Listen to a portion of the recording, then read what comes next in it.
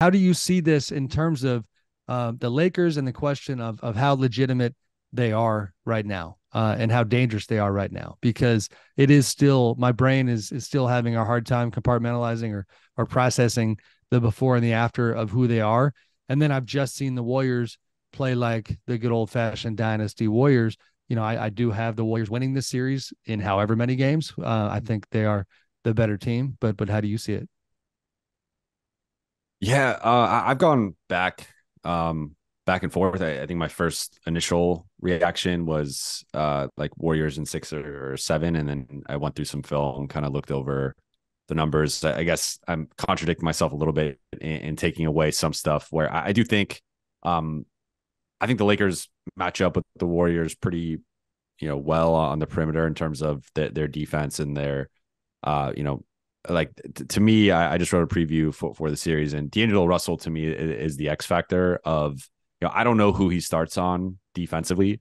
I think it's going to be Clay or Andrew Wiggins, and then if you're the Warriors, you're probably targeting that guy and bringing him up into actions with Steph, and maybe running some post ups or ISOs where those guys can just shoot over D'Lo and kind of body him and stuff. So I think he's important just because offensively, I know the Lakers are going to try and limit Golden State's attack, but there's going to be stretches where it's just a shootout, and I don't think the Lakers can win a shootout if D'Lo's not on the floor. With those, you saw the runs he's had.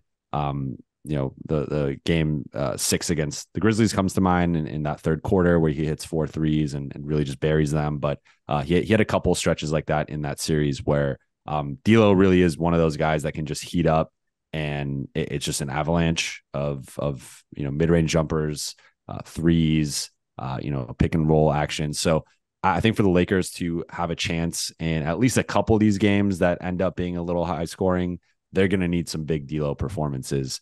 But I think there's just a chess match of Quickly on the D'Lo thing, and we've got to remember there's a personal connection here too. I mean, the Warriors signed him to the big deal that he's finishing right now, and decided within 3-4 months that they just didn't think he was a winning player. Like that was made very clear. Obviously traded him to Minnesota, a willing participant that not only gave them Andrew Wiggins, but also gave them the draft pick that became Jonathan Kuminga. Another side story of this series that we can maybe get to, but I just think what the Warriors have viewed D'Lo as and what D'Lo can maybe show against them in this series is kind of a subplot. Yeah, and I said, the kind of the final line for me in my portion of the story about him being the X Factor was, I think this is going to go a long way in determining how much money he gets this summer. Like if D'Lo, because D'Lo had some rough stretches in the Memphis series where he was benched at times and had some subpar performances offensively. 2 straight years, by the way. Remember in Minnesota last year, he was benched for McLaughlin in Game 6 against. Yeah, so. And the Lakers have all the guys they could go to. Austin Reeves obviously has really broken out since the trade deadline, and has kind of stepped up as really more of the number 3 than D'Lo has been, at least from a consistency standpoint. Dennis Schroeder is a Darvin Ham favorite, someone he loves closing with, and someone who's played a big role off the bench. I think it's gonna be big in this series, defending Steph and trying to navigate screens and whatnot. So I think the Lakers have other alternatives that they can go to if D'Lo's shot isn't falling, if he's getting picked on defensively. But I look at him on the Lakers side as a key kind of swing guy.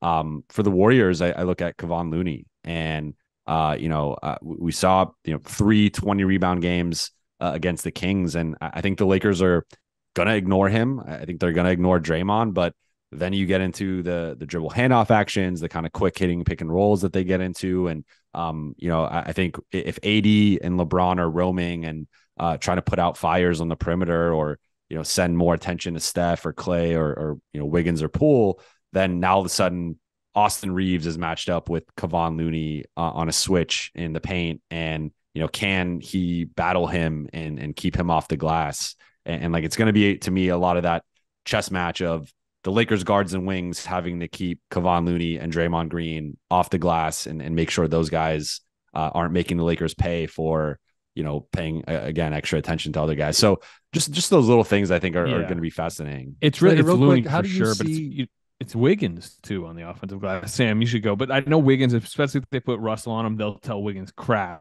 They might not post him up a bunch, but it's just like go attack the glass.